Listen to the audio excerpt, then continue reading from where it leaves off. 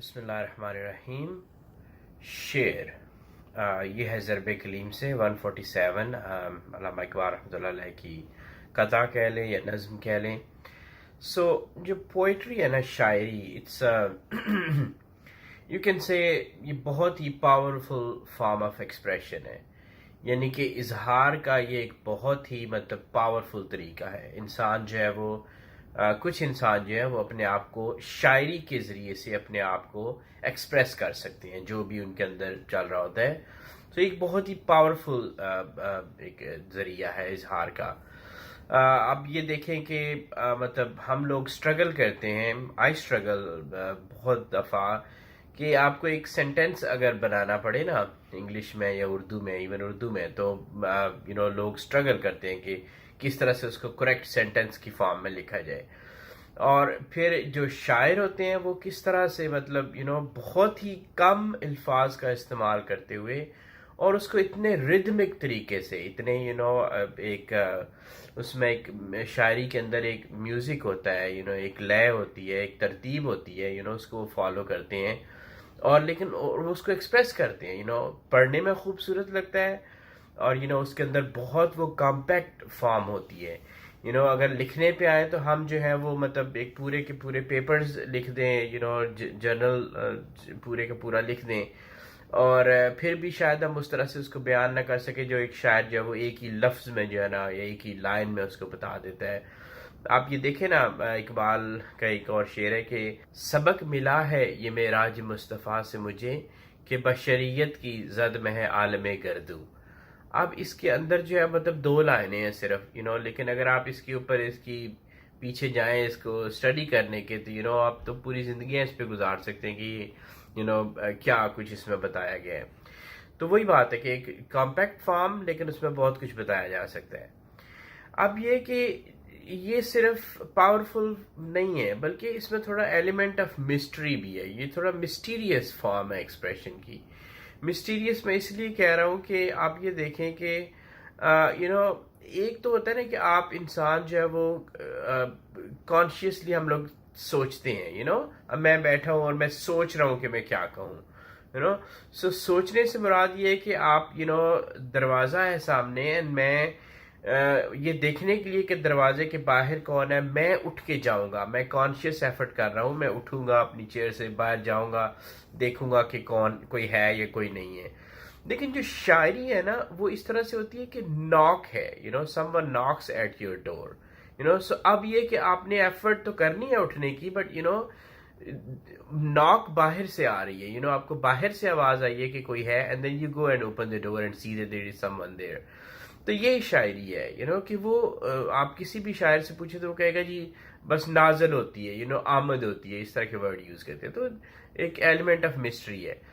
تو اب یہ کہ اس ایلیمنٹ آف مسٹری کے اندر وہی اقبال کہہ رہے ہیں کہ میں شعر کے اسرار سے محرم نہیں، لیکن کہ میں جو نا یہ جو شعر ہوتے ہیں، ورسز جو ہوتی ہیں، ان کے اندر جو ڈیپ ان کے میننگز ہیں نا، کہاں سے اوریجنیٹ ہوتی ہیں، ان کو کہتے ہیں کہ میں اتنا کچھ خاص مجھے پتہ نہیں ہے. یہ نکتہ ہے تاریخ جس کی تفصیل. لیکن پھر آگے وہ ایکسپلین کرتے ہیں کہ لیکن میں نے قوموں کی جو تاریخ ہے نا، ہسٹری دیکھ کے تو مجھے پتہ چل جاتا ہے کہ یہ شاعری جو ہے نا اس کا اوریجن کہاں سے ہے اور وہ کسی قوم کو کس طرف لے کے جا رہی ہے. ٹھیک ہے. اب اس میں تھوڑا سا ایڈ کروں گا کہ اگر شاعری جو ہے ہمارے یہاں شاعر ایسے گزرے ہیں، ہم بھی اس طرح کے کہ کوئی انسان ہے، اس کو لڑکا ہے، مرد ہے، اس کو کوئی ایک عورت ہے، وہ بیچاری پورا اپنا کور کر کے جا رہی ہے، اور اس کو کسی طریقے سے اس کی اب آنکھیں نظر آ جاتی ہیں، یا پھر اس کو اس کی پاؤں نظر آ جاتے ہیں کہیں سے تھوڑے سے، یا پھر اس کو بال اس کے پیچھے سے تھوڑے سے نکلے ہو تو وہ نظر آ جائیں، تو وہ اس کی محبت میں گرفتار ہو جائے. اب وہ لڑکی بیچاری تو اپنا پورا کور کر کے جا رہی ہے، لیکن وہ بندہ جو ہے وہ اس کی محبت میں گرفتار ہو جائے اور یہ پوری زندگی پھر اس کے قصیدے لکھتا رہے کہ کیا زلفیں تھیں اور کیا آنکھیں تھیں اور کیا. تو اس طرح کے بھی لوگ ہوتے ہیں، کچھ مومنٹس ہوتے ہیں ان کو وہ ملتے ہیں اور اس کے اوپر وہ اپنی پوری زندگی گال دیتے ہیں، اس کو ورڈز میں، اور پھر اور پھر یہ ایک فارم ہے، پھر اس کے عورت کا حسن، پھر اس کے اندر الکوہل، اداسی، موت، ساری چیزیں وہ ملا ملو کے تو وہ ایک ایکسپریشن بن جاتا ہے. اور موسٹلی اردو شاعری جو ہے وہ اسی طرح سے ہمارے انفارچونیٹلی شاعروں کا یہی دستور ہے کہ وہ اس طرح کی شاعری کرتے ہیں. تو بیٹھے رہیں تخیل جانا کیے، بیٹھے رہیں تصور جانا کیے ہوئے، کہ کوئی کام نہیں ہے، بیٹھے رہیں بس.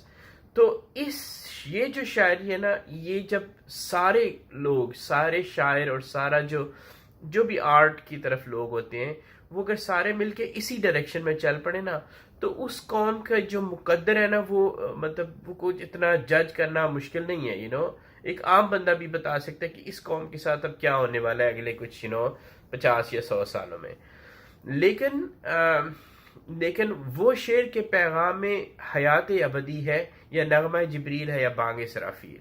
تو اقبال کہہ رہے ہیں کہ ایک تو اس طرح کے شعر ہو سکتے ہیں نا، کہ آپ ایک انسان اچھا خاصا جیتا جاگتا انسان جو ہے وہ مطلب شعر سنتا ہے اور وہ اس کا دل کرتا ہے کہ بس یہیں مر جاؤں، میں بیٹھا رہوں، میں کام نہ کروں، میں شراب پینا شروع کر دوں، ہر طرف موت ہی موت ہے. لیکن ایک اور طرح کا بھی شعر ہوتا ہے کہ ایک بندہ جو آلریڈی یو کین سے کہ وہ بالکل ہی ڈاؤن ہے، اپنی زندگی میں، اپنے الکوہل کے اندر ہے وہ گرفتار، وہ اس میں ایڈکٹڈ ہو چکا ہے، اور بھی بالکل اس نے ہوپ چھوڑ دی ہے. اینڈ سڈنلی اس کو ایک شعر کہیں سے اس کے سنتا ہے یا پڑھتا ہے، اور وہ شعر اس کو کلک کر جاتا ہے. تو وہ اس کو ایک سوئے ہوئے کو، ایک مرے ہوئے کو آلموسٹ وہ شعر جگا کے رکھ دیتے ہیں. تو وہ اٹھ جاتا ہے، دین اس کو اپنی زندگی کا مقصد سمجھ آتا ہے کہ میں نے مطلب یہ تو زندگی نہیں تھی جو میں نے گزاری، پہلے زندگی تو یہ ہے. تو ایسے بھی شعر ہوتے ہیں جو انسانوں کو مردگی سے زندگی کی طرف لے کے آتے ہیں. تو وہ اقبال کہہ رہے ہیں کہ وہ شعر پیام حیات ابدی ہے، کہ جس میں ایک انسان کو زندہ رہنے کا سبق ملے نا جس شعر میں، اور وہ اٹھ جائے اور وہ کھڑا ہو جائے، اور وہ پھر اس کے بعد کبھی بھی پیچھے پلٹ کے نہ دیکھے. تو اقبال اس کو کہہ رہے ہیں کہ یہ جو ہے نا، یہ وہ ناک ہوتی ہے جو میں ابھی بتا رہا تھا نا، کہ وہ ناک دروازے پہ ہوتی ہے، you just go and open the door. And تو وہ ناک جو ہے وہ بیسیکلی نغمہ جبریل بھی ہو سکتی ہے، کہ کہیں جبریل جو ہے وہ ان کا نغمہ ہے، کہیں سے میوزک ان کا آ رہا ہے.